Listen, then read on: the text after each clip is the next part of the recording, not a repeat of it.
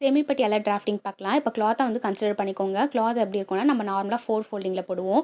4 ஃபோல்டிங்கில இருக்கிற மாரியும், மேலேயும் 4 ஃபோல்டிங்கில இருக்கிற மாரி பார்த்துக்கோங்க. பேலன்ஸ் 2 போர்ஷன் வந்து ஓப்பன் சைட்ல இருக்கும்.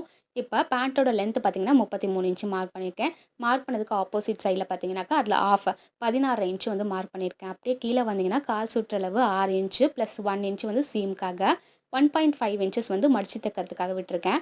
பேலன்ஸ் கிளாத் இருக்கும் பார்த்தீங்களா, அந்த போர்ஷன அப்படியே மேல கொண்டுட்டு வாங்க. மேல கொண்டுட்டு வரும்போது மெஷர்மென்ட் பார்த்தீங்கன்னாக்கா, 16 இன்ச் வந்து மார்க் பண்ணியிருக்கேன் லென்த்துல.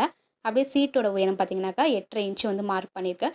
இது எல்லாமே சிங்கிள் போர்ஷனா தான் கிடைக்கும். அப்படியே வந்து கட் பண்ணி எடுத்துருங்க. கட் பண்ணினதுக்கு அப்புறமா பெல்ட் போர்ஷன் கட் பண்ணணும்.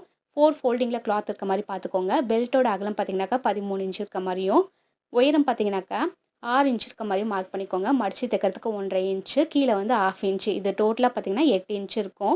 வீடியோல செமி பட்டியாலா எப்படி டிராஃப்டிங் போடுறதுன்னு பார்த்தோம். அடுத்த வீடியோல கட்டிங் எப்படி பண்றது, ஸ்டிச் பண்றதுன்னு